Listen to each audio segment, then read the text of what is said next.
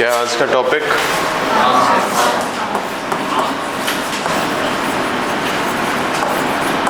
कब का है?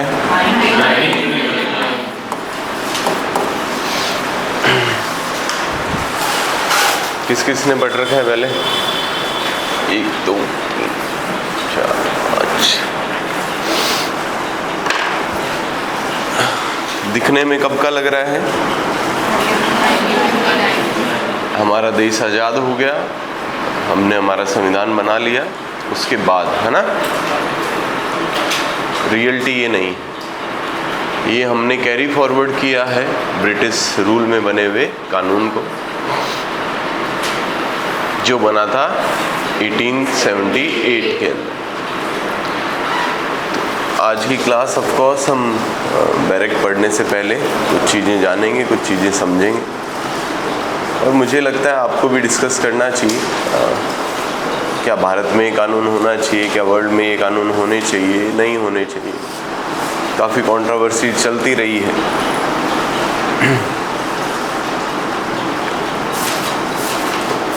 इस कानून की शुरुआत है अंग्रेज़ों के भारत आने से। कब आए थे?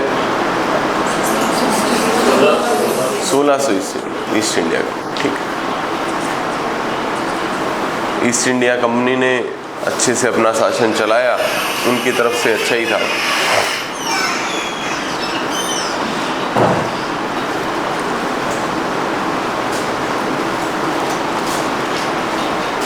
कुछ समय बाद उनकी नीतियों से हम लोग काफ़ी परेशान हो गए थे। शुरुआत में तो चलो ठीक है, हमने एडजस्ट किया, और 200-250 साल निकल जाने के पश्चात उनकी छोटी छोटी चीज़ें भी हमें चुभने लगी थी। आर्म्स एक्ट के लिए ही हिस्ट्री पढ़नी पड़ रही है हमें। इसका उद्भव आपको क्लियरली समझ आएगा, इसका भी, पुलिस एक्ट का भी, और आईपीसी का भी, और उस वक्त की सीआरपीसी का भी। सबकी हिस्ट्री लमसम सेम है। और कानून क्यों बना, उससे जब आप कानून पढ़ोगे तो उसमें चीज़ें भी समझ आएगी, अच्छा ये बात इसलिए लिखी हुई है। अंग्रेजों के 250 साल के शासन के पश्चात उनकी कुछ नीतियों ने हमें तंग किया काफ़ी।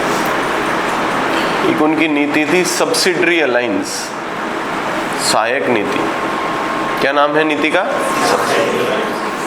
उन्होंने पहले तो राजा महाराजाओं को, मुगलों को, बादशाहों को मना रखा था, पर धीरे धीरे उनकी एक नीति थी सब्सिडरी अलायंस। ये क्या थी सर, जिससे हम लोग थोड़े तंग हुए, हमारे राजा महाराजा तंग हुए। इन्होंने, अंग्रेजों ने कहा कि आप जितने भी राजा महाराजा हैं, आपको दिक्कत कहाँ है, क्यों अपनी सेनाएं बनाते हैं आप में से कोई अपनी सेना नहीं बनाएगा। अगर हमारा साथ चाहिए, अंग्रेजों का साथ चाहिए, आपको शांति से बने रहना है, युद्ध के पैमाने तक नहीं पहुंचना है, तो आप लोग हमसे संधि कीजिए और आप अपनी सेना हटाइए। इस सेना हटाने से क्या हो रहा है? कोई भी अंग्रेजों से रिटेलिएट नहीं कर पाएगा। अंग्रेजों से लड़ोगे तो किससे लड़ोगे? सेनाओं से ही तो लड़ोगे। आपने क्या बोला कि आप सेना हटाइए, तो बोले कि नहीं, हमारे इन राज्यों से झगड़ा चल रहा है, इस रियासत से चल रहा है, उससे चल रहा है। अंग्रेजों को उससे मतलब नहीं था, अंग्रेजों को तो फूट डालो, राज करो। अंग्रेजों ने कहा आपका जिससे भी झगड़ा चल रहा है, आपकी तरफ से हम लड़ेंगे, आपको सेना हम देंगे। कितनी चाहिए? आपके पास अभी कितनी है? 10,000। 10,000 सेना हमने दी, आप अपनी मत रखो, हम फुल्ली ट्रेंड करके। ये तो अब आपको समझ आ रहा है कि ये ट्रैप है। उस वक्त तो शुरुआती तौर पे उन्हें लगा ये बढ़िया है, अगले ही ट्रेनिंग दे रहे हैं, अगले ही हथियार दे रहे हैं, अगले ही सब दे रहे हैं कि आप अपनी हटाओ, हम हमारी देंगे सेना। हाँ देखो, आप अपनी सेना का भी खर्चा पानी देते ही हो, तो इस सेना का खर्चा पानी भी आप हमें दे देना। सेना तो आपके है ही, जहाँ भी लड़ोगे ये सेना जाएगी आपके साथ, ये आप ही की है सेना। वेल ट्रेंड सेना हम आपको दे रहे हैं। किसी दूसरे देश की सेना भी हायर नहीं करोगे, दूसरे रियासत की सेना भी आप हायर नहीं करोगे, आपको जितनी चाहिए हम देंगे, आप उसकी पेमेंट देते रहना। अब हुआ क्या, इससे समझो। मेरा आदमी है, काम मेरे लिए करता है, पैसे आप दे रहे हो, रहे आपके पास रहे।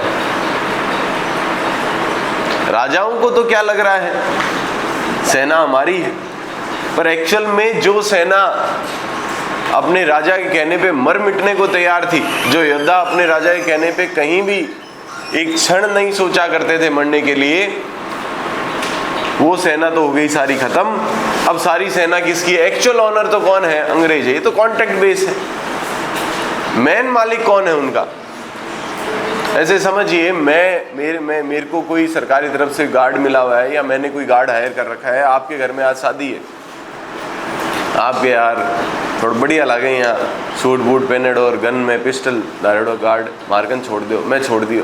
एक्चुअल में वो किसका है? मेरी और आपकी लड़ाई होगी, वो किसका साथ देगा? किसी की भी होगी, मैं उसे कहूंगा वो खुद ही गोली मार देगा आपको। धीरे धीरे राजाओं को समझ आया ये हमारे एकदम नीचे से जमीन एकदम खोखली हो गई हमारे, क्योंकि हमारे पास जो लड़ने के लिए थे वही किनके हो गए अब इन लोगों।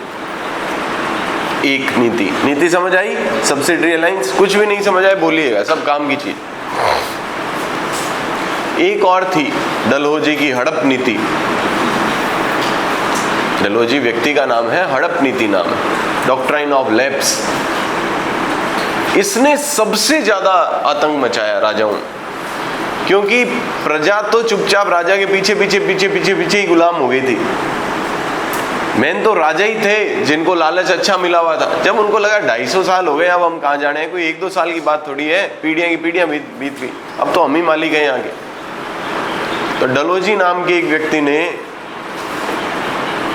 ये नीति अपनाई, डॉक्ट्राइन ऑफ लैप्स, हड़प नीति। अब ये क्या थी? इन्होंने एक सर्कुलेशन निकाला पूरे भारत की रियासतों में कि आप में से कोई भी राजा, कोई भी शासक अगर निसंतान मर जाता है, क्या मर जाता है? निसंतान, तो आप भले ही गोद ले हो बच्चे, भले ही ना ले हो, आपकी पूरी रियासत अब सरकार में चली जाएगी, एस्टेट हो जाएगी, राजगामित्व हो जाएगा, आपकी संपत्तियों का, आपकी सियासत का, आपके हकों का, आपकी पदवियों का। यानी जो राजा निसंतान मर गया, उसका राज सिंहासन पूरा खत्म। लोग उस वक्त क्या किया करते थे? बहुत सारे राजा निसंतान हुआ करते थे, आपने देखा होगा, बहुत सारी पत्नियों के बावजूद भी निसंतान रहे हैं राजा। तो उसका इलाज क्या हुआ करता था? वो अडॉप्शन ले लेते। इन्होंने कहा हम अडॉप्शन मानते ही नहीं है। आपके बच्चा हुआ और कुछों को तो यही मरवा देते थे, क्योंकि वो निसंतान की बात है ना, आगे कैरी फॉरवर्ड के लिए कोई है ही नहीं आपका व्यक्ति, तो आपकी सत्ता पूरी की पूरी हम क्या कर देंगे? खत्म कर देंगे। और सारी की सारी वो जो सत्ता है, ऐसे बहुत सारी हमारे रियासतें हैं, इंक्लूडिंग उदयपुर रियासत, जेतपुर रियासत, ये सारी रियासतें कहाँ चली गई? अंग्रेजों।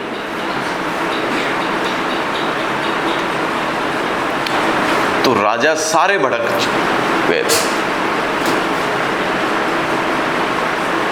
लगभग सारी रियासतें जो अंग्रेजों के साथ थी, इन दो नीतियों के कारण काफी परेशान थे। पर वही बात, सेना खुद की है नहीं, करने को कुछ करें क्या? विरोध करें तो करें कैसे? इधर हमारे भारत के शासक हुमायूं, अकबर, इन सब के बाद बहादुर शाह जफर, जबकि मैं बात कर रहा हूं तब के शासक कौन?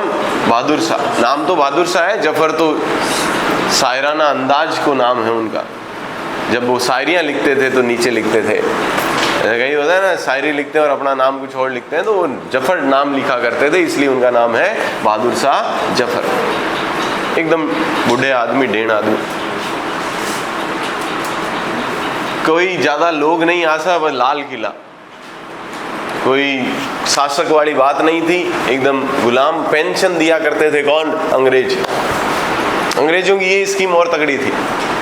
जिन लोगों ने भी अंग्रेजी साथ को स्वीकारा या उनके सामने सरेंडर किया, उन सबको, उनकी एक नीति थी अंग्रेजों की, ये तेज पॉलिटिकल उनकी अप्रोच थी कि इन लोगों को क्या दो? पेंशन ऑफर करो, अच्छी वाली पेंशन। उस वक्त 10-10, 20-20 लाख रुपए साल के, ताकि वो लोग अगर पेंशन स्वीकार, मेरे दिया हुआ आपने कुछ स्वीकार कर लिया, इसका मतलब आप मेरे अधीनता स्वीकार कर रहे हैं। अब एक तरीका तो अंग्रेज, सर जब वो सरेंडर ही हो रहे हैं तो क्या दिक्कत है भाई? एक तो देखो कोई राजा है जिसको मैंने मार दिया और उसकी प्रजा को अपने कंट्रोल में ले लिया, तो वो प्रजा कभी भी रिटेलिएशन कर सकती है। एक कोई राजा है जो मेरे से हार गया और फिर राजा खुद ही प्रजा को कह रहा है कि नहीं अपने मालिक अभी ये है। राजा को कोई दिक्कत नहीं, राजा को सेम ठाट बाट के साथ जीवन, और बदले में कुछ नहीं करना तेरे को, तो तेरे को हम पेंशन देंगे, तो मजे कर जीवन में। तो वो बहादुर शाह जफर बढ़िया अपने शायरियाँ लिखते हैं, बढ़िया तंग खातिर बढ़िया मजे करते हैं। हर जगह ऐसा था। बहादुर शाह जफर को इन्होंने बोल दिया कि भाई साहब बहुत हो गया आपका, बहुत राज कर लिया भारत पे, लाल किले पे, लाल किले में हमें ईस्ट इंडिया कंपनी का ऑफिस बनाना है, खाली करो इसको। और डोगरा बढ़िया अपनी शायरियाँ लिख रहा था, वो और चिढ़ गया। और ये यहाँ भी नहीं रुके, बोले कि आपके बाद जो भी आपकी संतानें, उन्हें कोई ये बहादुर बहादुर कुछ नहीं है, कोई आपकी पदवी नहीं है, कुछ नहीं, उनको कुछ नहीं मिलेगा, वो नॉर्मल आदमियों की तरह आदमी होंगे, नो पेंशन नथिंग। और ये आप लास्ट हो, इसको खाली कर दो लाल किले को, अब आप लोगों का यहाँ पे कोई बस नहीं चलने वाला, ऑफिस बनाएंगे कंपनी। इधर वो नाराज। इधर पेशवा बाजीराव नाम सुना है, उनके दत्तक पुत्र थे नाना साहब, इनको भी वही पॉलिटिकल पेंशन मिला करती थी। एकदम से अंग्रेजों के जची कि भाई क्यों फालतू पैसा दें इसको, उसके आगे आने जाने तो है नहीं, ये क्या विरोध करेगा हमारा, 250 साल तो हो गए इन लोगों को, कोई विरोध है नहीं। उसकी पेंशन इन्होंने बंद कर दी, तो वो अलग आक्रामक। इधर रानी लक्ष्मीबाई झांसी की, उनके दिक्कत हड़प नीति से, डॉक्ट्राइन ऑफ लैप्स से, उनके कोई संतान नहीं थी, उन्होंने दत्तक ली थी, और दत्तक पुत्र को राजा बनाने नहीं दे रहे अंग्रेज।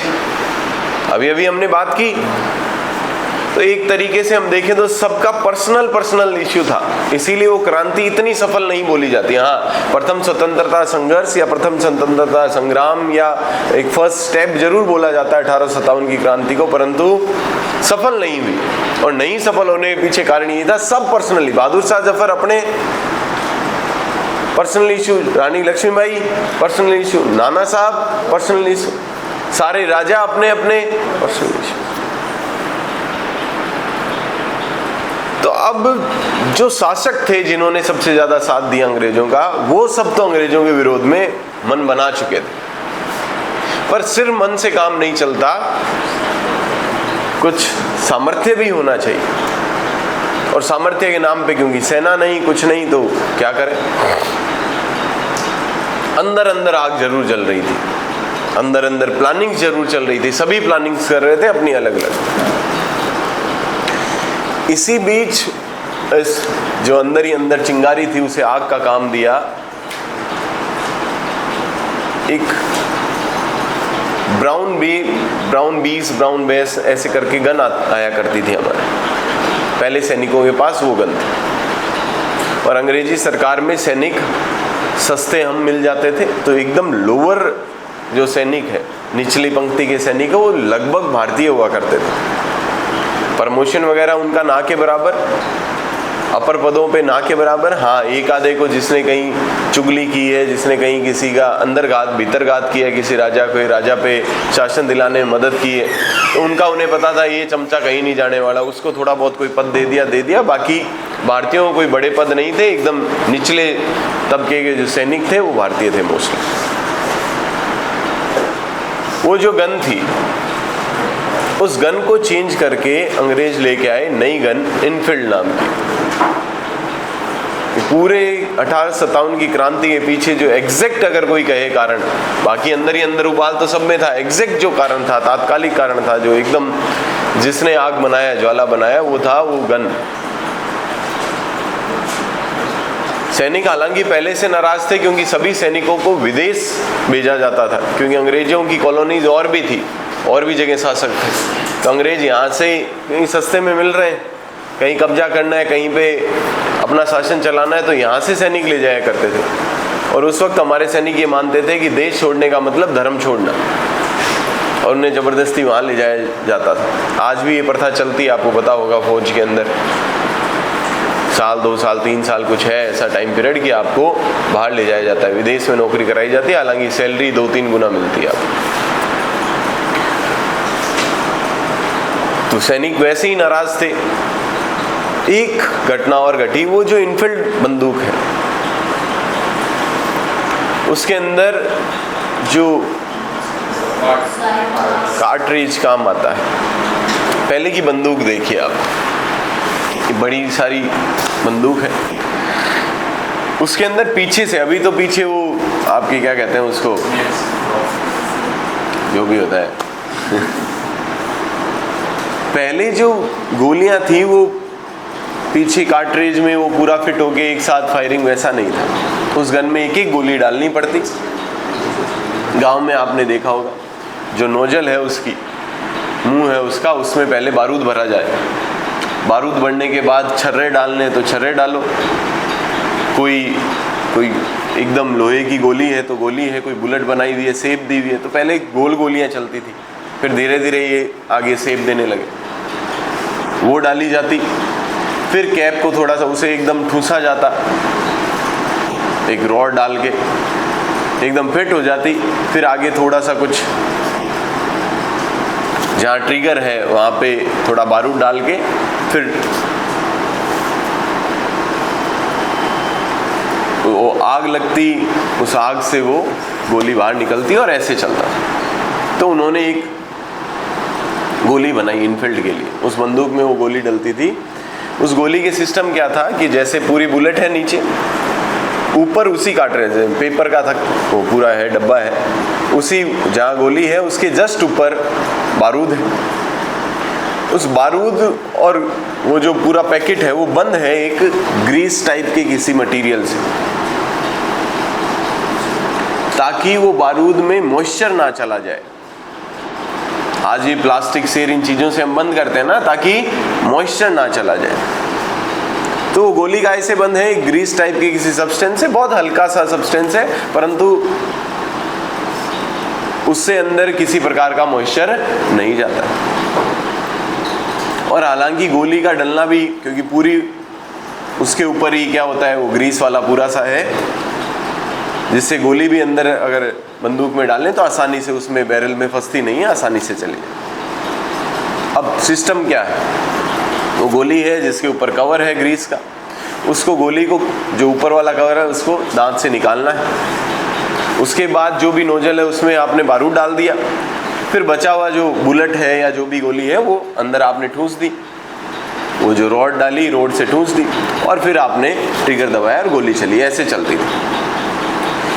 अब हकीकत है, एक रूमर है, राम जाने पर फैला बहुत तगड़ा, कि वो जो ग्रीस टाइप सब्सटेंस है उसके अंदर मोम तो है ही है, साथ के साथ सुअर और गाय की चर्बी मिली हुई है, fat of cow and pig. अब हिंदुस्तानी में दो ही लोग, या तो हिंदू और या मुसलमान। गाय की चर्बी मिली हुई है, ये सुनते ही सभी हिंदुओं की धार्मिक भावनाएं आयत कि हमारे से ये काम करवा रहे हैं, और ये जानबूझ के, और कोई कारण नहीं है, सिर्फ इसलिए किया गया है। हो सकता है ये सच भी हो, सिर्फ इसीलिए किया गया, और हो सकता है चूंकि वो मजल के अंदर गोली का जाना भी उससे आसान होता है और मॉइस्चर से भी प्रोटेक्ट करती है। बात तो सही है, टेक्निकलिटी तो है इसके अंदर। अब उसमें वास्तव में किसी चर्बी का इस्तेमाल था नहीं था, गाय का ही था या सुअर का था पता नहीं, पर ये फैला जरूर भारत में। और मुसलमानों के लिए सुअर हराम है, हिंदुओं के लिए पवित्र है गाय, और मुसलमानों के लिए पवित्र है सुअर। सुअर टच भी नहीं होना चाहिए। अब वो टच क्या हो रहा, वो तो भले ही हाथ लगाओ, भले ही मुंह लगाओ, भाई मुंह से नहीं खोल ले, हाथ से खोल लो, बात तो वो सेम ही है। ये विद्रोह की जड़ थी मैन उस वक्त, तो चिंगारी को आग लगाने का काम किया। ये रूमर सभी सैनिकों में फैला, इसीलिए इसको सैनिक विद्रोह भी बोला जाता है। 1857 की क्रांति को क्या बोला जाता है? सैनिक विद्रोह। कुछ लोग इसे प्रथम स्वतंत्रता संघर्ष भी बोलते हैं, कुछ लोग इसे क्रांति बोलते हैं, कुछ लोग इसे केवल सिपाही म्यूटिनी भी बोलते हैं, सैनिक विद्रोह भी बोलते हैं। मेनली स्टार्टिंग तो ऑफ कोर्स सिपाही म्यूटिनी से ही है। हाँ, बाद में ये जरूर किसी संघर्ष का या संग्राम का भाग ले लिया हो, परंतु स्टार्टिंग इसकी काय से है? म्यूटिनी से है, विद्रोह से, सैनिकों के विद्रोह से। हिस्ट्री का लेक्चरर तो नहीं हूँ, परंतु लगभग 29 मार्च 1857 की बात है। बैरकपुर छावनी के अंदर, बैरकपुर जो अभी बंगाल में आता है, बंगाल बांग्लादेश में आता है, वहाँ पर एक सिपाही थे मंगल पांडे। बाकी सैनिकों की तरह ही उनकी भी भावनाओं को आहत हुआ। वो अपनी बंदूक लेके निकले बाहर और अपने अंग्रेज अफसर से पूछा, क्या ये जो हम सुन रहे हैं सभी सिपाही, क्या ये सच है? उसने जवाब नहीं दिया। मंगल पांडे ने अपनी बंदूक से अपने 2 अफसरों को वही गोली मार दी।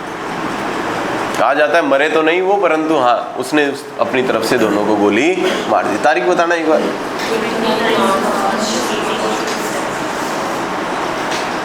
अगले महीने की 9 अप्रैल को, 9 तारीख को उन्हें फांसी दे दी। फास्ट स्पीडी ट्रायल, इससे ज्यादा है ही नहीं।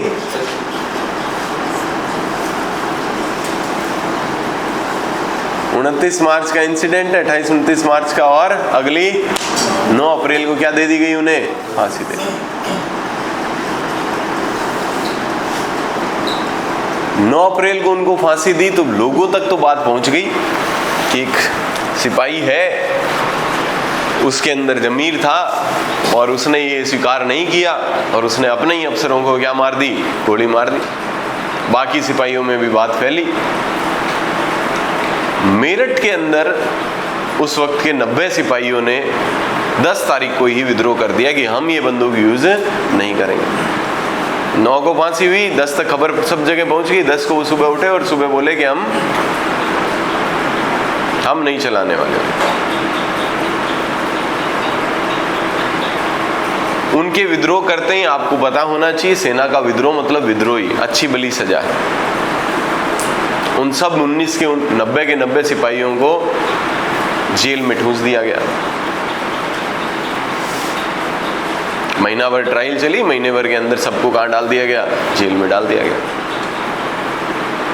उसी रेजिमेंट के यानी मेरठ के ही कुछ सिपाही कुछ उस आसपास जब उन्हें जेल में डाला, अगले दिन या उससे अगले दिन मार्केट घूम रहे थे। मार्केट में किसी सिपाही ने, कहा जाता है कि किसी महिला से बदतमीजी वगैरह की, तो महिला ने जवाब दिया कि सारी मर्दानगी हम पे ही दिखती है क्या? वो तुम्हारे 90 सिपाही, तुम्हारे भाई, तुम्हारे भारतीय भाई बंधु जिनको अंग्रेज कोड़े मार रहे हैं, नंगा कर करके मार रहे हैं, घसीट घसीट के अंदर जेलों में बंद कर दिया, वहां तुम्हारी मर्दानगी कहाँ गई थी? और ये बात सच में दोहरी लगने वाली है। वो वापस गए, उन्होंने वो जो जहाँ बंद थे अपने सिपाही सारे तोड़ दिए, जेल सबको बाहर निकाल लिया। ये बात फैली दूसरी जगह, जो पहले से जले हुए थे लोग, जिन जिन रियासतों पे हड़प की नीति से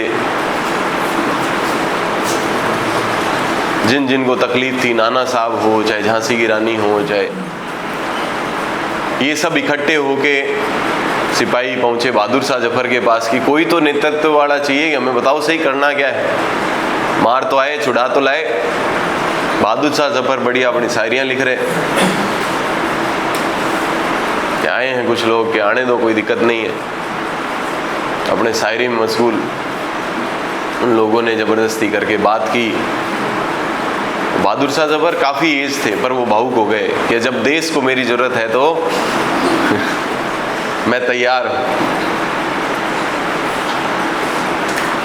पर तैयार होके करे क्या? सेना कहाँ है, पावर कहाँ है, पोजीशन कहाँ है, सुनता कौन है? पर ठीक है, लगभग पूरे भारत के अंदर सभी लोग परेशान थे, सभी तंग थे। हर जगह में छोटे छोटे लोगों ने अपने यहाँ पे उस क्रांति को बढ़ावा दिया।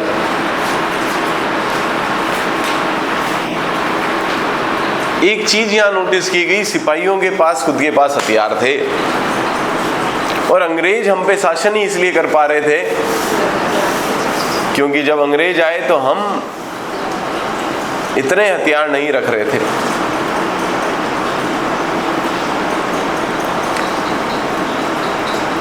और जगह जगह पर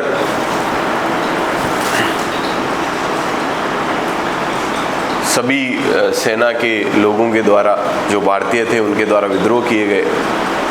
जो आर्टिलरी थी आपके यहाँ पे, उनको लूट लिया गया, उनसे हमला किया गया, जगह जगह बम फोड़े गए। बहुत अच्छी भली क्रांति हुई और इस क्रांति में आर्म्स का अच्छा भला योगदान था। ये शुरुआत ही नहीं होती बिना आर्म्स की। अंग्रेजों ने कुछ हमारे ही लोगों की मदद से उस क्रांति पे तो काबू पा लिया। कुछ लोग होते हैं इस प्रकृति के, कुछ जिनको अंग्रेजों ने स्कॉलरशिप दी थी, कुछ लोग जो ज़्यादा पढ़ लिख लिए थे, ज़्यादा उनकी सहायता प्राप्त है, उन सब से करके क्रांति तो रुक गई। लक्ष्मीबाई का भी खून कर दिया गया, सब वो भी शहीद हुए, क्रांति तो दब गई। पर कुछ लोग कहते हैं इससे इतनी सफल नहीं थी, पर सफलता का एक कारण दिखता है कि सारे कानून हमारे उसी वक्त बने, हमें कंट्रोल करने वाले। इससे पता लगता है कि इतनी है सफल तो क्रांति। और उसके अगले ही साल ब्रिटिश पार्लियामेंट ने ईस्ट इंडिया कंपनी से सारा का सारा जो पावर थी वो अपने में वेस्ट कर ली वापस। इसका मतलब कि अब ये जो भी कंट्रोल करना है भारत में, इतने दिन आप कर रहे थे, अब हम खुद रेगुलेट करेंगे, हम खुद कंट्रोल करेंगे। इसका मतलब कुछ तो दिक्कत थी। भारतीयों को आके मनाया गया, पहले तो राजाओं मनाया गया, नहीं नहीं हम आपकी कोई हड़प नहीं रहे, आपकी संपत्ति आपकी है। प्रजा को भी मनाया गया, लोगों को भी मनाया गया, सबको मनाया गया। शायद उस वक्त विक्टोरिया, क्वीन विक्टोरिया थी वहां पर। तो उस क्रांति को तो शांत कर दिया गया, पर मन में एक वहम रह गया अंग्रेजों के कि ये कब भी हमें पता ही नहीं लगा। चंद महीनों के अंदर पूरे भारत में एक साथ विरोध हो गया हमारा। यानी अंदर से तो लोग हम ये सोच रहे हैं 250 साल हो गए, अब हम यहीं के रच बस गए, ऐसा बिल्कुल भी नहीं। अंदर से ही तो ये लोग अभी भी हमारा विरोध करते हैं और कभी भी हमें बाहर निकाल सकते हैं। और निकालने के लक्षण भी थे, क्योंकि इनकी statement, Indians and dogs are not allowed, blacks and dogs are not allowed. यानी जहां हमने उनको बिजनेस करने दिया, जहां व्यापार करने दिया, जहां से आप सारा पैसा लेके जा रहे हो, उन लोगों को आप डॉग्स की इक्विवेलेंट मान रहे हो। तो मन के अंदर तो सबके रहेगा ही। अंग्रेजों को ये समझ आया कि नहीं सर, इन लोगों का कोई तो इलाज करना पड़ेगा, नहीं तो ये फिर से ऐसी क्रांति कभी भी हो सकती। उसी वक्त हमारे देश में बना आईपीसी। कब का बना हुआ है? 62 में लागू है, पर बना कब है? 1860 में। काफी टाइम से चर्चा चल रही थी कि एक भारत में भारतीय दंड संहिता होनी चाहिए, पर ये क्रांति के बाद उन्हें समझ आया ये तो अत्यंत आवश्यक हो गया है। और आप जब आईपीसी देखेंगे पुरानी, तो चैप्टर 1, 2, 3 तीनों अध्याय इंट्रोडक्टरी है। शॉर्ट टाइटल, एक्सटेंड, कमेंसमेंट, वो सब कहाँ लागू होता है? चैप्टर 2 में कुछ वर्ड्स जो इस एक्ट में यूज हुए हैं उनका क्या अर्थ है, डेफिनेशन क्लोज टाइप, और चैप्टर 3 में कि कौन कौन से पनिशमेंट हम दे सकते हैं। ठीक। चैप्टर 4 जब आईपीसी में देखेंगे तो हमें समझ आएगा डिफेंसिव प्रोविजन है, कौन से आप काम करोगे तो वो अपराध की श्रेणी में नहीं आएंगे। जनरल एक्सेप्शन जिसे आप कहते हैं 76 से 106। और चैप्टर 5 और अब नया 5A भी जोड़ लें, वरना आप 5 ही समझिए, दैट इज अबेटमेंट। यानी अगर आईपीसी में कहीं से प्यूनिटिव प्रोविजन स्टार्ट होते हैं, दंड स्टार्ट होते हैं, सजा अपराध स्टार्ट होता है, तो वो चैप्टर 6 से होता है। कहां से होता है? पहला अध्याय, अपराध का पहला अध्याय। ऑफ कोर्स आईपीसी किस लिए बनी? कुछ अपराध और उनकी सजा देने के लिए। तो ये सब तो जनरल बातें थी। एक्चुअल के अंदर ऑफेंस का पहला चैप्टर कौन सा है? चैप्टर 6। और पहली धारा कौन सी थी? धारा 121। उस पहली धारा में लिखा गया war against government of India या स्टेट। यानी उन्होंने आईपीसी में पहले ये नहीं लिखा कोई किसी का मर्डर कर दे तो, कोई रेप कर दे तो, कोई लूट कर ले तो, कोई डकैती कर दे, ना। पहला अध्याय है chapter 6, that is offences against state, Bharat की सरकार के विरुद्ध अपराध। आप कोई भी सरकार के विरुद्ध अपराध करते हैं, कॉन्स्पिरेसी करते हैं, आर्म कलेक्ट करते हैं, प्रिपरेशन करते हैं, भारत से मैत्री संबंध यानी खुद ब्रिटेन की सरकार उनके यहाँ डाका डालने का प्रयास करते हैं, उनके विरुद्ध युद्ध करते हैं, इन सब को अपराध बनाया गया। इन्हें मर्डर से, चोरी से, लूट से, डकैती से कोई लेना देना नहीं था। अगला ही chapter 7, offences against arm forces. यही म्यूटिनी जो हुई, अगर आप किसी को म्यूटिनी के लिए उकसाते हैं तो धारा 131 में इसकी सजा, और अगर उकसाने के पश्चात म्यूटिनी हो जाए तो 132 में उसकी सजा।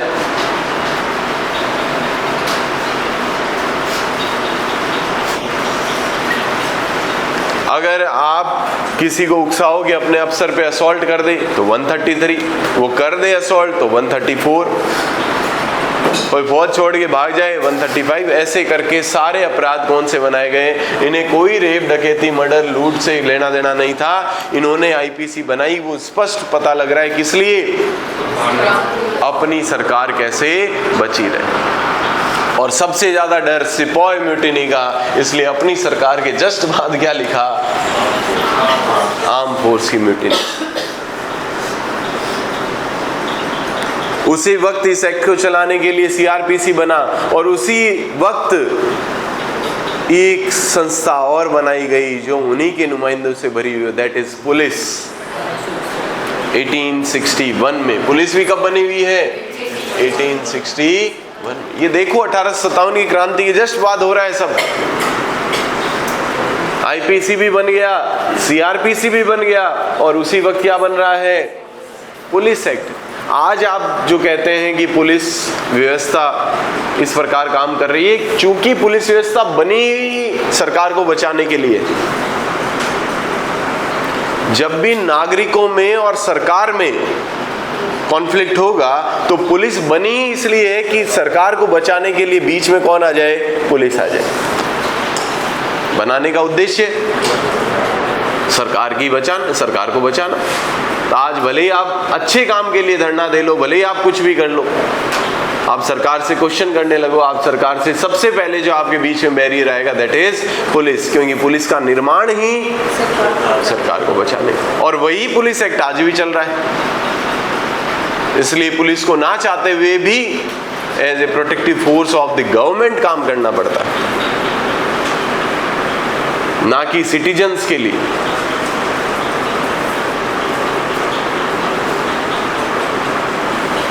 और उन्हें ये भी समझ आया कि अब इन पुलिस में या फौज में भारतीयों को भर्ती करने से काम नहीं चलेगा, तो इन्होंने मोस्टली जो लोग थे वो अपने लोगों को बुलाना चालू किया ब्रिटेन से, और उन्हें पुलिस और फौज में भर्ती करने लगे। या फिर ऐसे भारतीय जिनका मिशनरी स्कूल में बच्चों का दाखिली करा के जिनको कन्वर्ट कर दिया गया था इनटू क्रिश्चियन उन लोगों को अपने यहाँ रखने लगे। और ये जो विदेश भेजने का फंडा था वो ऐसा ही तो था।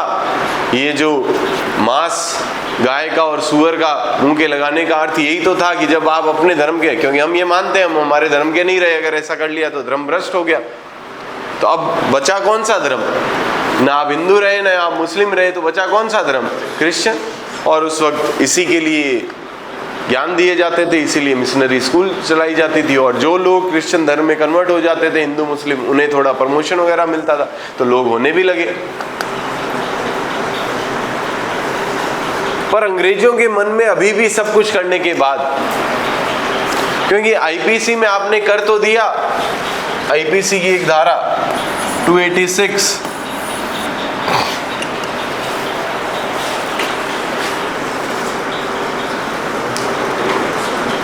क्या है?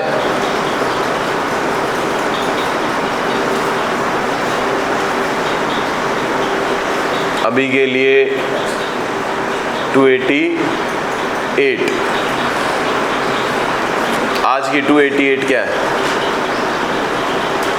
बीएनएस, एक्सप्लोजिव सब्सटेंस के बारे में कुछ आपके नेग्लिजेंट कंडक्ट। इसमें सजा क्या? 6 महीने। हाँ, बढ़ा दी होगी, परंतु ओरिजिनली क्या थी? 6 महीने का कारावास या जुर्माना। इससे क्या होना है?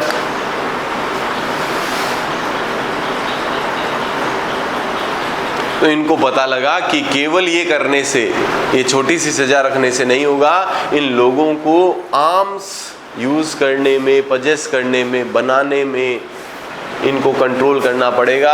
क्योंकि इन लोगों ने इस बार हमें दांत खट्टे करवाए हैं, बराबर मुकाबला किया है। क्योंकि इनके पास भी, हमारे पास हथियार एक था, एक हथियार से हम 100 कंट्रोल करते थे, इस बार इनके पास भी हथियार थे और हम कंट्रोल नहीं कर पाए।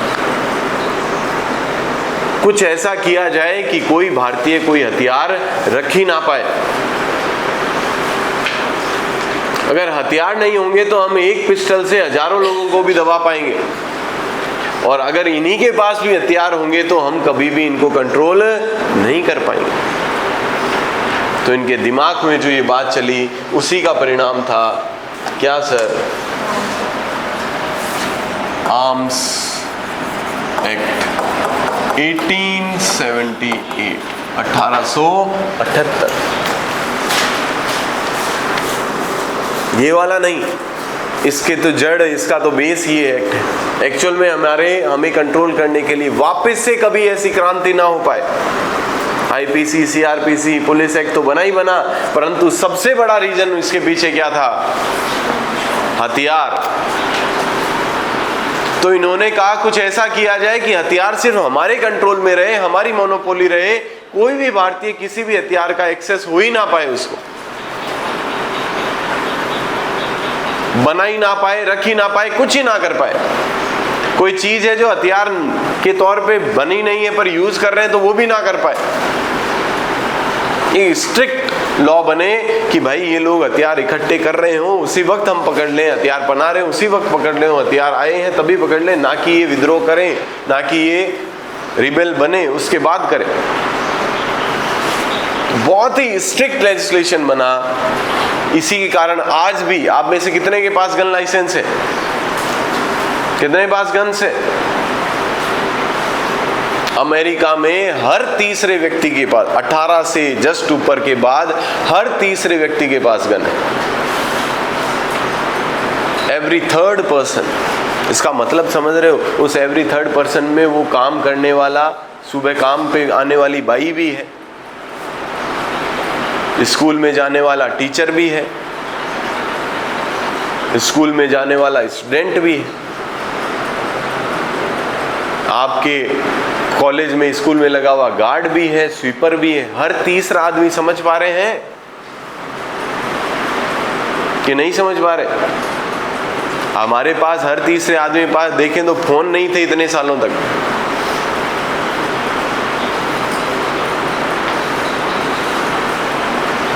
उनके हर तीसरे आदमी के पास, पॉपुलेशन का 1/3 उनके पास क्या है, हथियार है। वहाँ के लोकल लाइट के पास हथियार तो उनके पास बहुत है, पूरे वर्ल्ड में बांटने जितने हैं, पर जो सिटीजन्स हैं उनके पास हर तीसरे आदमी के पास हथियार है। हमारे पास क्यों नहीं है? पीछे बेस यही है, आर्म्स एक्ट 1878। इसने क्या किया कि कैसे किया जाए, तो इन्होंने कहा यूरोपियंस जितने भी हैं, एंग्लो इंडियन जितने भी हैं,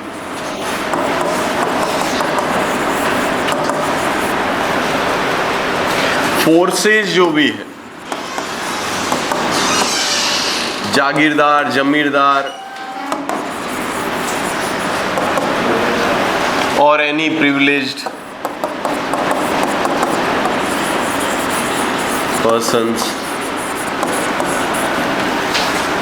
इनको छोड़कर कोई भी व्यक्ति आर्म्स नहीं रख सकता, न लाइसेंस ले सकता है, न अनुमति से, ना बिना अनुमति से, किसी प्रकार से इनके अलावा कोई व्यक्ति भारत के अंदर आर्म्स न एक्वायर, न एक्विजिशन, न मैन्युफैक्चरिंग, न यूज, न सेल, न प्रोड्यूस, कुछ भी नहीं। अंग्रेज खुद रह गए, खुद गए, वो रख सकते हैं। एंग्लो इंडियन मिक्स ब्रीड जो है, यूरोपियन मूल के पिता और भारतीय मूल की माता से होने वाली संतानें एंग्लो इंडियन कहलाई, आंग्ल भारतीय, वो रख सकते हैं। फोर्सेज जितनी भी है उनके जो जरूरत है वो रख सकते हैं। उसमें भी फोर्स में भी उन्होंने क्या किया, निचले तबके में रखे हमें। इंडियंस जो भर्ती थे फौज में उनको एकदम नीचे रखा, और उनकी जो बहुत गन्स भी लिमिटेड कि भाई वो यूज ही ना कर पाए, जैसे इधर से एक गोली फायर हो तो उधर से 100 हो जाए, इस प्रकार की गन्स ही रखी गई हमारे पास।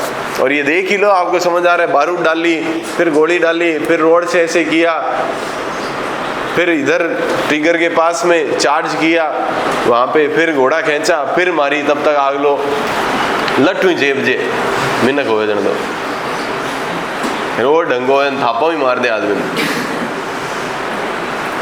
अरे भाई जेब से निकालो, और इतने तक ही सीमित थे हम। जागीरदार जिनसे पैसा आना है, जो कुछ पर्टिकुलर राजा महाराजा जिनके विरोध होने की संभावना है, उनको अनुमति दी गई, ऐसे ही प्रिविलेज पर्सन्स।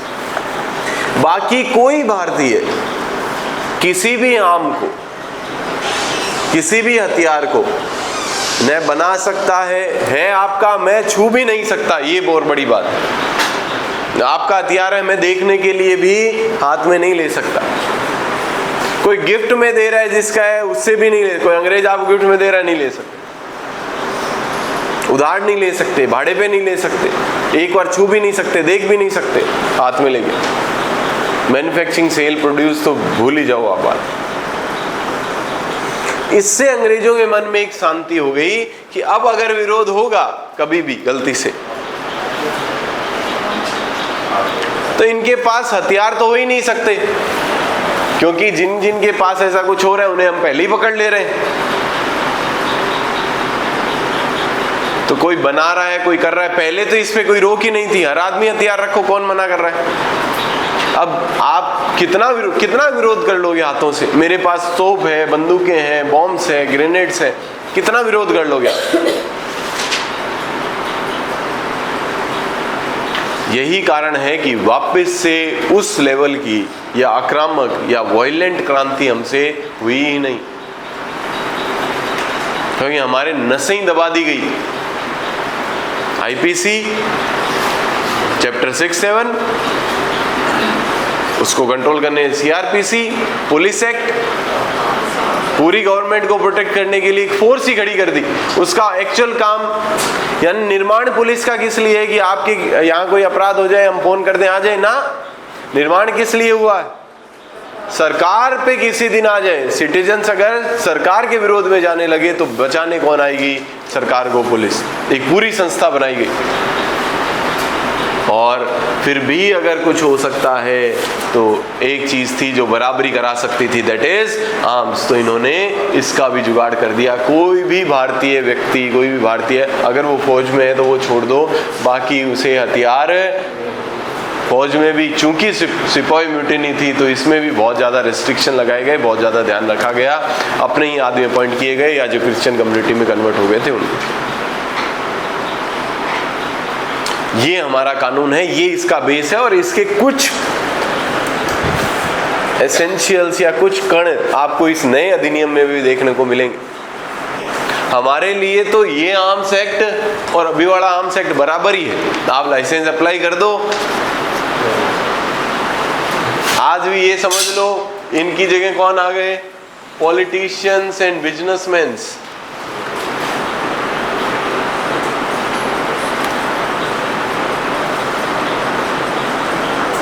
मिलता है क्या? आप अप्लाई करके देख लो, नहीं मिलेगा। हमारे लिए तो वही है, सेम फोर्स ही है, सेम प्रिविलेज पर्सन में ये लोग आई गए जिनके पैसे वाले हैं, जिनके प्रॉपर्टी वाले हैं, बस अंग्रेज हट गए बस। बाकी व्यवस्था आज भी हमारे लिए सेम ही। दिखने में इसमें लाइसेंस का प्रावधान है परंतु मिलता नहीं है आसानी से। अब बात करते हैं सर 1878 के कानून को हमने चेंज क्यों किया, या हम कानून बरकरार ही क्यों रख रहे हैं। जब अंग्रेज चले गए तो आर्म्स एक्ट की कहाँ जरूरत। उन्होंने ही बनाया कि हम लोग, आर्म्स एक्ट का उद्देश्य एकमात्र कि हम विद्रोह ना कर पाए, और जब अंग्रेज चले गए तो आर्म्स एक्ट की जरूरत क्या सर है? क्या कोई जरूरत? आप बताओ।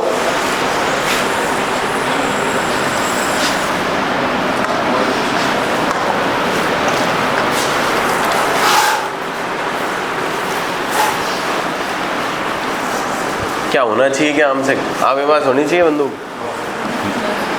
होनी चाहिए। क्या करोगे? शो ऑफ के अलावा बढ़िया लगती है।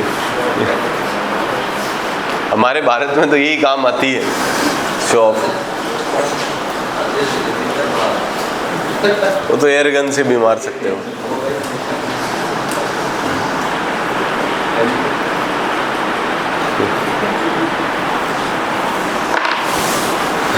हमारे 1946 से संविधान का निर्माण स्टार्ट हुआ, सबको पता होगा। 2 साल 11 महीने 18 दिन लगे। उसी बीच इस पे भी बात हुई कि ये आर्म्स एक्ट का क्या करना है। चला आ रहा है, क्या हमारे नागरिकों को आर्म्स की अनुमति, आप सबको पता है एक कॉन्स्टिट्यूट असेंबली थी, वो सारी असेंबली बन के ही संविधान का निर्माण कर रही थी।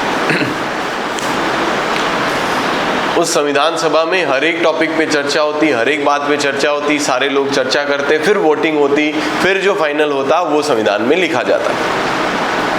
ठीक है। तो यहाँ पर 1948 के आसपास की बात है। उस वक्त का आर्टिकल 13, अभी आर्टिकल जो 19 है, right to freedom of speech and expression etcetera, है ना, याद है ना। असेंबल पीसफुली, यूनियन फॉर्म कर सकते हो, move freely, reside freely, business कर सकते हैं, याद है आर्टिकल 19। ठीक। उस आर्टिकल 19 यानी उस वक्त जब ड्राफ्ट हो रहा था तब 13 था, अभी 19 है। उस आर्टिकल के अंदर एक राइट और डालने की बात थी, राइट टू हैव आर्म्स।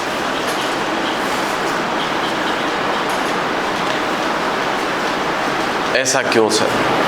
1931 में कराची में एक अधिवेशन हुआ था नेशनल कांग्रेस का, 1931 में। कराची भारत एक ही थे। तब हम बात किया करते थे कि हम स्वतंत्र होने के बाद क्या क्या करेंगे। हम स्वतंत्र ही, एक तरह स्वाधीनता हम मना ही रहे थे। तो उसमें कराची अधिवेशन में ये पास हुआ था आपस में बिल कि हम, हमारे ये अंग्रेजों ने हमें दबा रखा है, सरकार के खिलाफ जनता को आवाज़ उठाने के लिए जनता के पास भी क्या होने चाहिए। जब सरकार हिटलरशाही करने लगे, जब सरकार आप पे डिक्टेटरशिप करने लगे, तो सरकार को उखाड़ फेंकने के लिए जनता के पास एक हक होना चाहिए, दैट इज आर्म्स। सरकार आपको आर्म्स से दबाती, आपके पास भी तो रिटेलिएशन के लिए होना चाहिए। सरकार बड़ी कि जनता बड़ी? तो ये अधिवेशन में बिल पास हुआ, क्योंकि उस वक्त तो अंग्रेजों को भगाना था, अंग्रेजों के कानूनों के विरुद्ध बातें करनी थी, तो उस वक्त तो कर ली था आपके बातें कि इन्होंने बना रखा है आर्म्स एक्ट, हम तो हटाएंगे इसको। तो एच.एस. कामत नाम के एक कॉन्स्टिट्यूटेड असेंबली के मेंबर थे, उन्होंने ये बिल प्रस्तुत किया संविधान सभा में कि भाई जब आपने 1931 में कहा था, आप ही लोग थे मोस्टली नेशनल कांग्रेस वाले, आप लोगों ने कहा था कि भाई हम क्या करेंगे, सभी नागरिकों को हथियार का अधिकार होना चाहिए, सरकार हथियारों के दम पे दबा के ना रख पाए। दोनों बातें बोली, एक तो 1931 वाली भी बात बोली, दूसरा ये स्टेटमेंट जो मैं बोल रहा हूँ, एग्जैक्ट स्टेटमेंट यही बोला गया कि सर यदि सरकार डिक्टेटरशिप पे आ जाए तो जनता के पास क्या इलाज है कि सरकार को बदलने का, चेंज करने का। सरकार अपने हिसाब से मैनिपुलेट करने लगे, अंग्रेजों में और इनमें क्या फ़र्क रहेगा यदि ये सेम कानून रहे तो। अंग्रेज भी हमें इसीलिए तो हथियार नहीं दे रहे थे कि हम विरोध कर देंगे, आप भी नहीं दे रहे। हर नागरिक को ये तो प्रोटेक्शन, ये तो अधिकार होना चाहिए कि वो अपने आप को अन्य व्यक्तियों से प्लस सरकार से बचा सके, और आप इनको आर्म्स लाइसेंस क्यों नहीं दे रहे? देना चाहिए। उनका सपोर्ट भी किया मौलाना हसरत मोहानी नाम के एक और सदस्य ने। परंतु जब चर्चा चली, चर्चा के समय चर्चा हुई और चर्चा के बाद जब इन्होंने ये मुद्दा उठाया कि भाई सरकारों में क्या फ़र्क है, जनता को कब लगेगा कि अब हम आज़ाद हो गए जब सेम कानून रहेंगे, तो अम्बेडकर साहब ने इसका जवाब देते हुए बोला कि सर पहले की सिचुएशन में राज में इतना सा फ़र्क है कि फिर फ़र्क क्या रहेगा? तो बोला ये फ़र्क है कि पहले हम आज़ाद नहीं थे, अब हम आज़ाद हैं। आज़ाद नहीं थे तो हमें हथियारों की ज़रूरत थी आज़ादी के लिए, अब आप आज़ाद हैं तो आपको हथियारों की ज़रूरत ही नहीं है। किसके विरुद्ध ज़रूरत है? और अपने इन्फ्लुएंस के चलते बाकी लोगों से भी हाँ भरवा ली गई और वोटिंग के अंदर एच.एस. कामत वगैरह इस बिल को पास नहीं करा पाए। वो तो चाहते थे संविधान में आपका फंडामेंटल राइट जुड़े, to have arms. Sir fundamental right, जी हाँ। अभी मैं आपसे बात कर रहा था यूएसए की। यूएसए में हर तीसरे आदमी के पास फायर आर्म है। आर्म नहीं, फायर आर्म। आर्म तो अपने यहाँ भी मिल जाएंगे घरों में। ये तलवारें, गुप्तीर, ये क्या है? आर्म्स ही तो है। आर्म तो अपने यहाँ भी, वहाँ हर तीसरे आदमी के पास फायर आर्म है। 18 की एज का होते ही आप फायर आर्म खरीद सकते हैं और 21 का होते ही बेचने के लिए एलिजिबल है।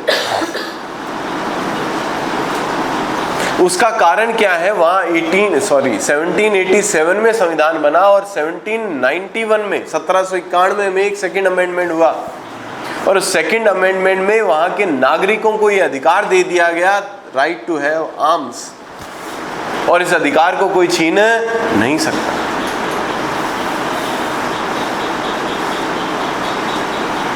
अमेंडमेंट से उनके सभी नागरिकों का संवैधानिक अधिकार है क्या रखना? आर्म्स रखना। और इसके पीछे हालांकि कारण जब डिटेल में जाएं तो ये पता लगता है कि वहाँ जो लोग हैं आर्म्स वाले, उनकी ताकत ज़्यादा है सरकार से। आर्म्स वाले यानी जो मैन्युफैक्चरिंग कंपनीज है या जो है वो ज़्यादा पावरफुल है। आज भी माना जाता है सरकार बनने में यूएसए के अंदर सबसे बड़ा हाथ अगर होता है तो वो इन लोगों का होता है जो आर्म्स मैन्युफैक्चरिंग कंपनीज हैं। उन्हें लगता है कि जो प्रेसिडेंट बनने के बाद ज़्यादा एक्सपोर्ट कर पाएगा आर्म्स का, वो लोग उसी को क्या बनाते हैं? प्रेसिडेंट बनाते हैं। और यूएसए सबसे ज़्यादा एक्सपोर्ट करता है, पता है ना? सारा खेल ही उनका। ये जंग क्यों चलाते हैं, ये जंग क्यों हो रही है, इधर उधर क्यों प्रमोट करते हैं वो? क्योंकि हथियार कहाँ से जाने? इनकी मोस्टली जो इकोनॉमी है वो किस पे बेस्ड है? हथियारों पे बेस्ड है। बटे किसो तेल हो है, सोना थोड़ी निकले बेटा। मोस्टली इकोनॉमी काय पे बेस है? हथियारों। और कहा जाता है ये 1791 का सेकंड अमेंडमेंट भी इस हथियार इंडस्ट्री के मैनिपुलेशन की वजह से ही वहाँ पर लाया गया। इतनी सरकारें वहाँ कंट्रोल थी कि उनको क्या लाना पड़ा? संविधान में संशोधन करके क्या बोलना पड़ा? यूएसए के हर नागरिक को क्या अधिकार है? हथियार। एक मजे की बात आपको बताऊं, फैक्ट्स बता रहा हूं, झूठ नहीं। यूएसए की आर्मी से ज्यादा है कि कम है लोगों के पास हथियार? ये सोचो वहां के। ये तो आपने तुक्का मार दिया। कितना ज्यादा? ये तो मेरे को पता था ज्यादा ही बोलोगे, तो पर्सन ही इस हिसाब से पूछा गया है, उसका उत्तर यही बनता है ज्यादा। अब बताओ कितना ज्यादा लमसम? बोलो, मुंह से तो निकालो बात। 3 गुना, 400 गुना। कितना गुना?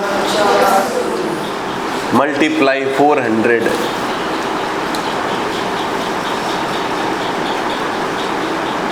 अगर फौज के पास एक हथियार है तो जनता के पास 400 हथियार है।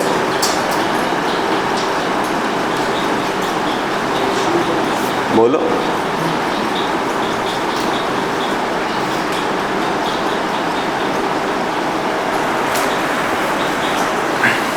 इतने हथियार हैं उनके पास।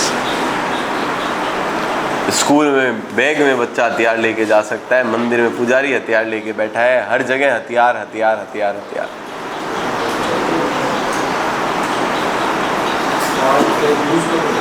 क्या कह रहे हो? इतना यूज क्यों नहीं लेते?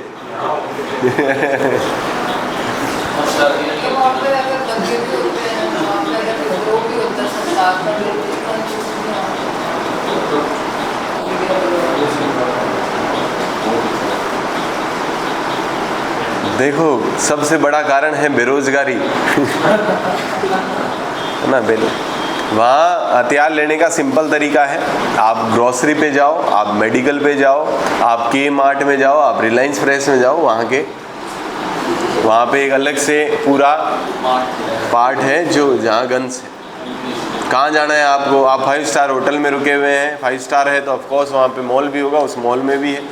आप परचून का सामान लेने जा रहे हैं, आप इवन लीकर शॉप पे, जो सबसे खतरनाक है, दोनों का कॉम्बिनेशन।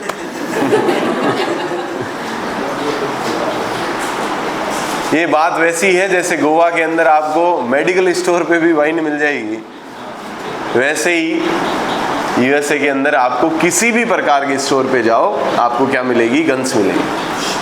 हर एक व्यक्ति जिसकी एज 18 अबाव है वो गन्स परचेज कर सकता है। आपको जाना है और क्या दिखाना है? केवल अपना यहाँ वाला आधार कार्ड भाई। हाँ, नहीं चलेगा, जो भी उनका कार्ड है जिसमें एज आपकी पूरी। दुकान वाला है उसको नंबर दे रखें एक, वो अपने वहाँ FBI या जो भी है उन्हें उस नंबर पे डिटेल भेजेगा। हाथों हाथ 10-1 मिनट का प्रोसेस है। पुलिस जो भी बैकग्राउंड चेक होगा आपका कोई मेडिकल, सब हिस्ट्री आ जाती है उस आईडी में। आपका कोई मेडिकल तो नहीं है, कुछ भूल तो नहीं जाते हो, कुछ दौरे तो नहीं पड़ते हैं। भूल जाओगे तो हथियार रख के भूल जाओगे, दौरे पड़ते हैं तो कहीं ऐसे ही फायरिंग कर दोगे। तो 10-1 मिनट का प्रोसेस है चेकिंग का। ज़्यादा से ज़्यादा किसी को लगना है तो अपने जैसे लाइसेंस कार का, मोटरसाइकिल का मिलता है, उसमें ही 10-10 दिन लगा देते हैं, पहले लर्निंग देते हैं, फिर वहाँ पे वो हाथों हाथ प्रोसेस है, ऑन द स्पॉट सारा। लाइसेंस वाली कोई बात नहीं, लाइसेंस नहीं है, लाइसेंस नहीं मिल रहा है, मैं कह रहा हूँ गन ही मिल रही है। वो 2 मिनट में चेकअप हो गया, सारा बैकग्राउंड चेक हो गया, वहाँ से रिपोर्ट आ गई, नहीं इसके खिलाफ कोई कार्रवाई नहीं, एकदम टकाटक आदमी है, कोई मेडिकल दिक्कत नहीं है। हाँ भाई साहब, कौन सी चाहिए? ये वाली चाहिए, दे। कितनी चाहिए? 10 चाहिए, 20 चाहिए, 30 चाहिए, 40 चाहिए, 50 चाहिए, ले जाओ। लिमिटेशन नहीं है हमारे पास। आफ्टर लाइसेंस भी 2 ही गन ले सकते हो आप। फिलहाल लाइसेंस कौन मिले? लाइसेंस 3 पहले थी, अब 2 होगी। 2019 में अमेंडमेंट हुआ, आप 2 ही कर दिए। आफ्टर लाइसेंस कितनी ले सकते हो? 2। वहाँ कितनी है? कोई लिमिट है?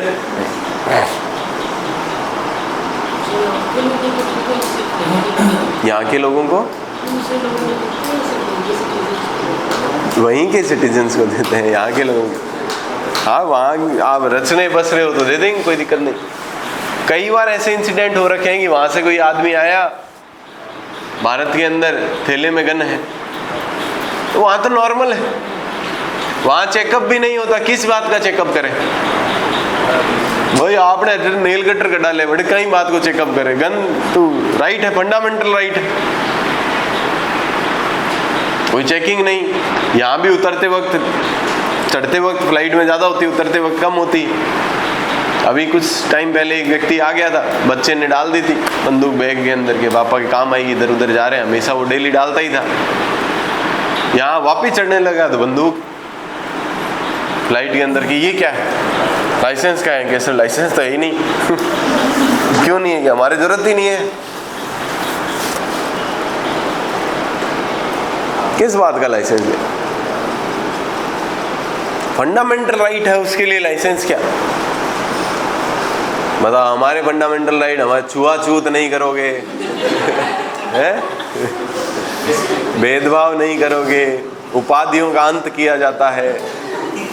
एक ये उपाधि का अंत भी कारण था 1857 की क्रांति का। मंदिरों में जा सकते हो सारे के सारे, धार्मिक शिक्षा नहीं दी जाएगी, एक अपराध के लिए 2 सजा नहीं दी जाएगी। ये हमारा फंडामेंटल नेगेटिव राइट है।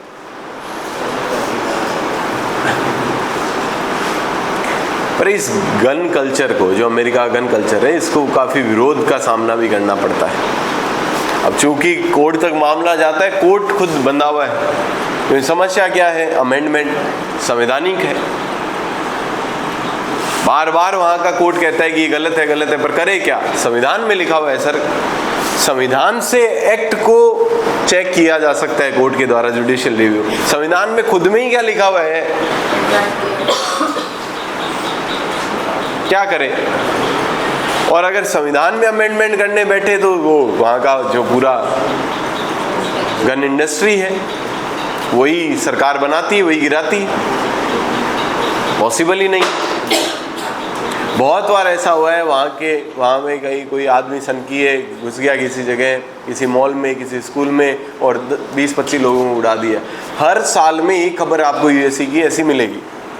अपने भारत के अखबारों में भी बड़ा सारा आता, आधा पेज आ जाता है कि एक मॉल में, एक स्कूल में, एक कॉलेज के अंदर कोई आदमी सरफिरा घुसा और उसने फायरिंग कर दी और 30 लोग मर गए, 40 लोग मर गए, 50 लोग मर गए। उसका कारण है क्योंकि वहाँ पे कोई रेस्ट्रिक्शन नहीं, कौन कहाँ ले जा रहा है, कौन, अरे पब्लिक ट्रांसपोर्ट में ले जा रहे हो, कहाँ ले जा रहे हो, कहाँ नहीं ले जा रहे हो, कोई मना ही नहीं।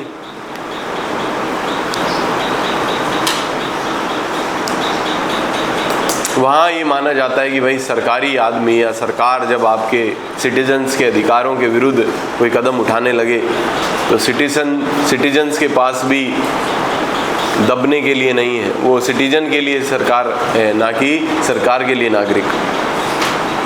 कभी भी किसी नागरिक को दबने की जरूरत नहीं है। वह अपने अधिकारों की प्रतिरक्षा सरकार के विरुद्ध भी कर सकता है।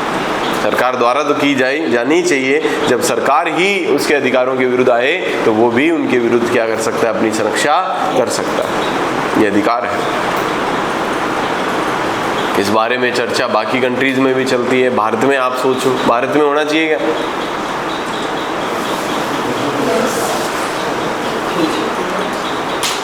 कुछ जगह ये कहते हैं कि ये कहा जाता है, और कामत साहब ने भी ये बोला था संसद के जो आपका कॉन्स्टिट्यूएंट असेंबली थी उसमें, कि भाई जो अपराधी किस्म के लोग हैं वो तो आप भले ही आर्म्स एक्ट लाओ और भले ही आर्म्स डबल आर्म्स एक्ट ले आओ, वो तो अपने जुगाड़ कर लेंगे हथियारों का। दिक्कत तो उनके है जो आम व्यक्ति है, उनको न लाइसेंस मिलेगा, न वो ले पाएंगे, और ले नहीं पाएंगे न ऐसे लोगों का विरोध कर पाएंगे। आप कह रहे हो कि आर्म्स एक्ट हटा दें, आर्म्स आराम से आसानी ईज कर दें थोड़ा, कि सबके पास गन हो, तो दिक्कत हो जाएगी, सब अपराधी प्रवृत्ति लोगों के पास गन पहुंच जाएगी, वो अपराध बढ़ जाएंगे। तो क्या उनके पास तो वैसे भी पहुंच जाती। आज अपराधी प्रवृत्ति के आदमी के लिए गन लेना कितना मुश्किल है बताओगे?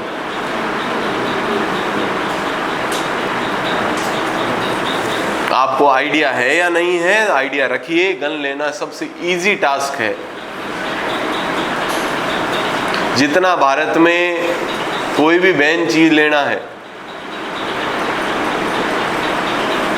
सेम ही गन लेना उतना ही खतरनाक टास्क है, उतना ही दोहरा है। आप चाहे चरस ले लो, चाहे गांजा ले लो, चाहे ई सिगरेट ले लो, और चाहे गन ले लो,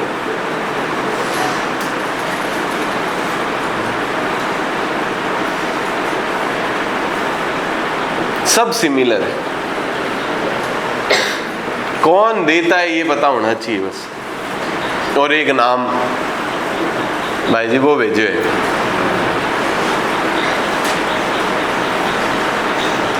कोई मना, सब मिलता है।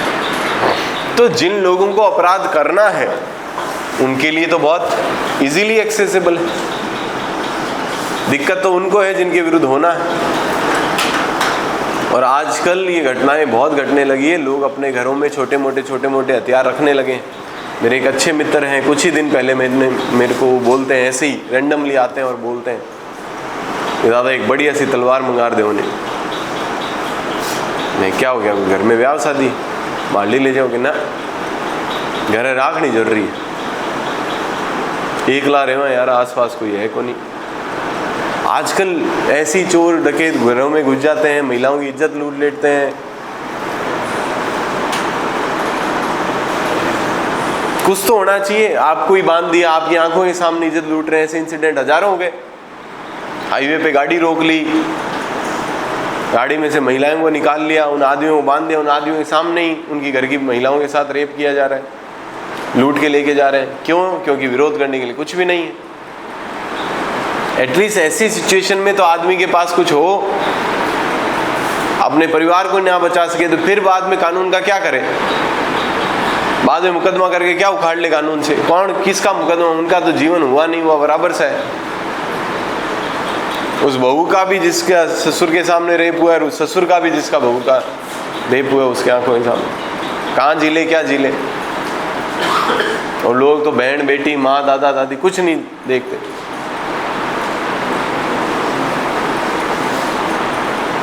तो कुछ तो होना चाहिए। घरों में घुस जाते हैं, लूटने घुसे, किस लिए घुसे, मार दिया।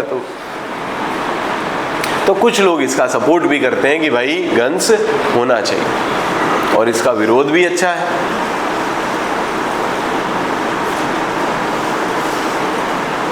कि भारत जैसे देश में जहां गन्स इतना स्ट्रिक्ट आर्म्स एक्ट होने के बावजूद भी इतना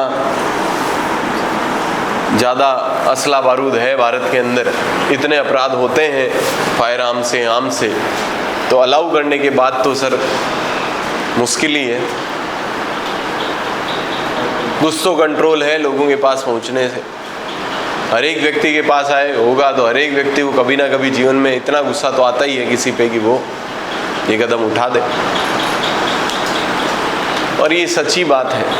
कई बार ऐसा होता है कि आप मजबूरी के कारण ही अपराध नहीं कर पाते। अगर सारी चीज़ें आपके फेवर में हो तो आप बिना सोचे समझे उस वक्त दिमाग की टिकड़ी किसकी होती है, अपराध हो जाता है। हाथ में हथियार होना बेफालतू ही निकल जाता है सर।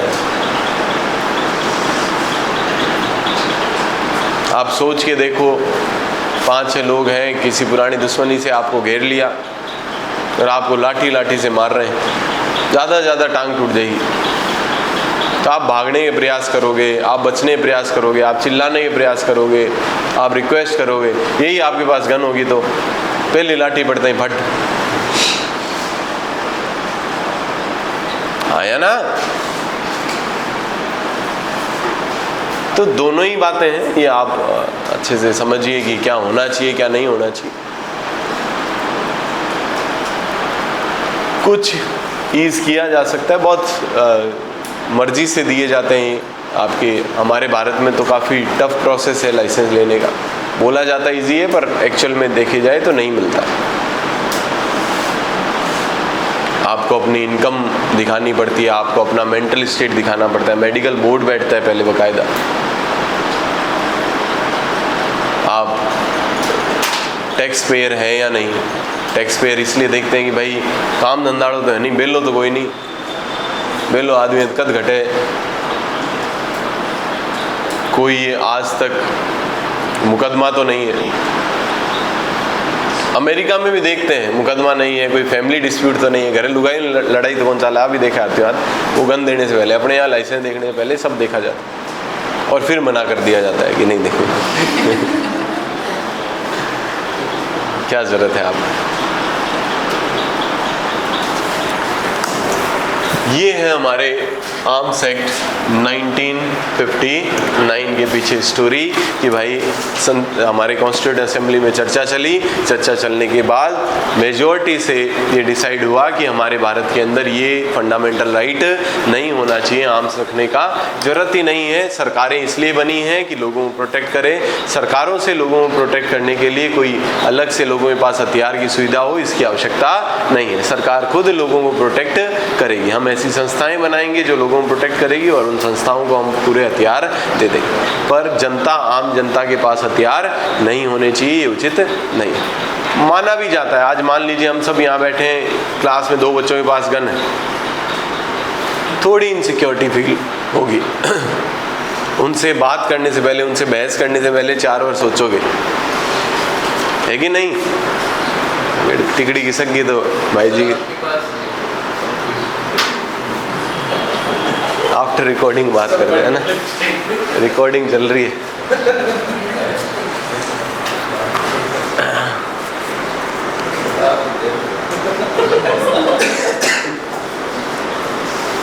शांति। कहाँ थे हम? Arms act. चलिए आइए देखते हैं कब का है sir. Act number 54 of 1959। Date of consent कब सहमति मिली राष्ट्रपति की? 23 दिसंबर 1959 और लागू होने में 3 साल लग गए। 1 अक्टूबर 1962। 1960 पूरा गया, 61 पूरा गया और 62 लगभग पूरा गया। लागू करने में कितने साल लगा दिए? 3 साल। तब तक सर वही चल रहा था पुराना अंग्रेजों वाला। इनके क्या था, नया लाई क्यों सर? भाई दुनिया को ये तो दिखाएं कि हम आजाद हो गए हैं। अंग्रेजों ने जो आप पे रेस्ट्रिक्शन लगाई थी 1878 के अंदर की कोई भारतीय किसी प्रकार का हथियार नहीं रख पाएगा, वो रेस्ट्रिक्शन तो हम हटाएं। आप रख पाओगे पर लाइसेंस से, वो लाइसेंस हम नहीं देंगे।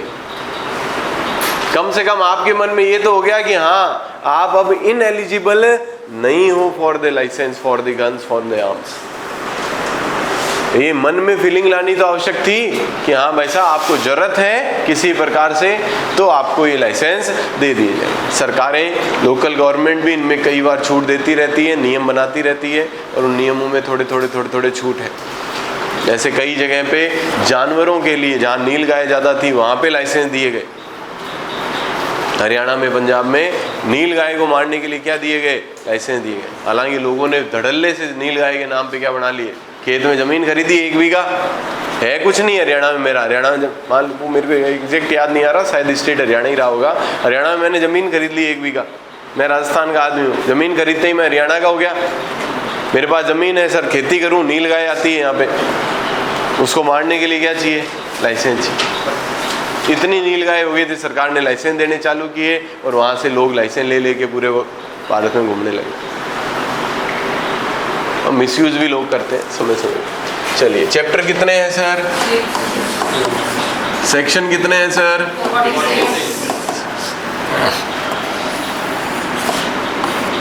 चैप्टर फर्स्ट, दैट इज वही जो सभी एक्ट में होता है, प्रिलिमिनरी। कहाँ से कहाँ तक है सर? 1 and 2। चैप्टर 2 यही मेन है। Chapter 2 is offence. देखो कोई भी क्रिमिनल लॉ बनने के पीछे 2 ही कारण होते हैं, अपराध और उसकी सजा मेनली। अब चाहे तो वो प्रोसीजर दे दे एक्ट, चाहे तो ना दे। एक्चुअल कारण क्या होता है? केवल अपराध और उसकी सजा। तो इसमें चैप्टर 2 ही है जो ऑफेंसेस बता रहा है। क्या है ऑफेंस? चाहे आप एक्विजिशन करो,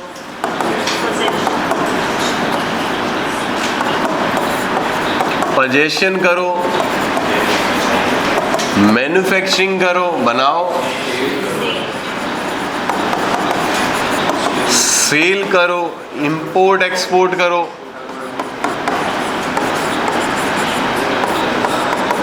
या ट्रांसपोर्टेशन। नाम पूरे नहीं है, इसके अलावा भी है। यूज करते हो, कन्वर्ट करते हो, कुछ भी करते हो, सब यहीं पे है। कुल मिला के आर्म्स एक्ट के सारे अपराध यहीं पे, पनिशमेंट यहाँ नहीं, ऑफेंसेस यहाँ पे। आप एक्वायर्ड नहीं करोगे, भाड़े पे नहीं लोगे, उधार नहीं लोगे, गिफ्ट में नहीं लोगे, यूज नहीं करोगे, मैन्युफैक्चरिंग नहीं करोगे, सेल नहीं करोगे, कब्जे में नहीं रखोगे, सब यहाँ पर है। इंपोर्ट एक्सपोर्ट ट्रांसपोर्ट कर सकते हो तो लाइसेंस से करोगे, वरना नहीं करोगे। सेम एक्ट रखा। पहले अंग्रेजों ने तो क्या रखा था, ये कुछ भी नहीं करोगे, इन्होंने क्या डाल दिया, लाइसेंस लेके कर लो। है एग्जैक्ट सेम। अंग्रेजों ने क्या कहा था, कोई भी भारतीय कर ही नहीं सकता, और इन्होंने क्या कह दिया, आप भी नहीं कर सकते एक्सेप्ट लाइसेंस, और वो हम देंगे नहीं। क्लियर? सेक्शन 3(2) इतना इजीली मिलना भी नहीं चाहिए, जरूरत नहीं है मेरे ख्याल से। हाँ, फायर आर्म की जरूरत नहीं, आम सरगर्मी एक आधा तो होना ही चाहिए भाई। जिस हिसाब की दुनिया है, जिस हिसाब का आर्म्स और फायर आर्म में क्या अंतर है, बात करेंगे। आर्म्स तो होना ही चाहिए घर में। क्लियर? चैप्टर 3 क्या है सर? लाइसेंस। Section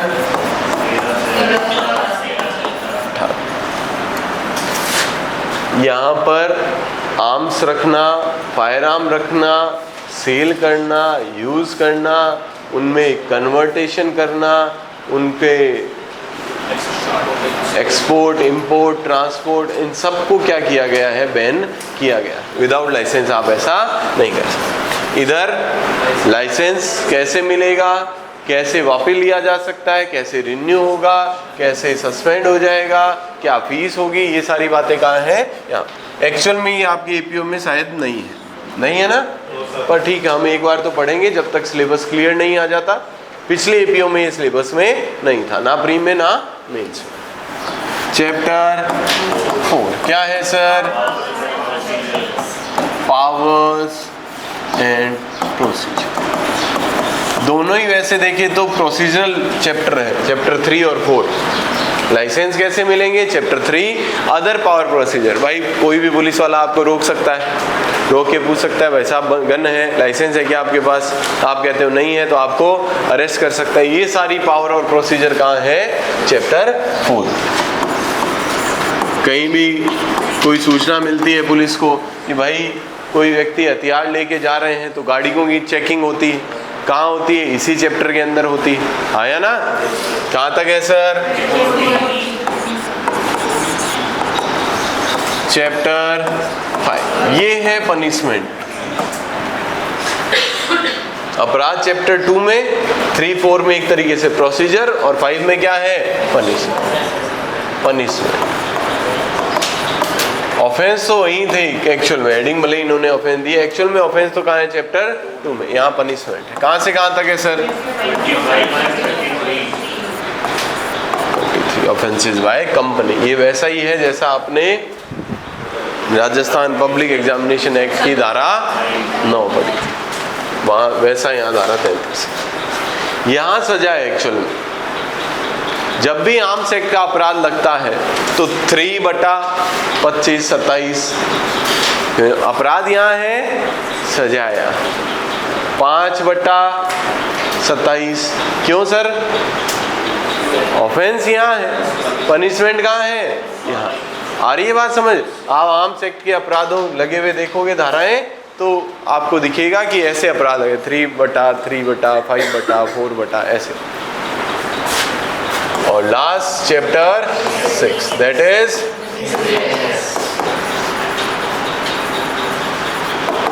section 34। जो बच गई वो सारी बातें कहाँ हैं, यहाँ पर मिसलेनियस।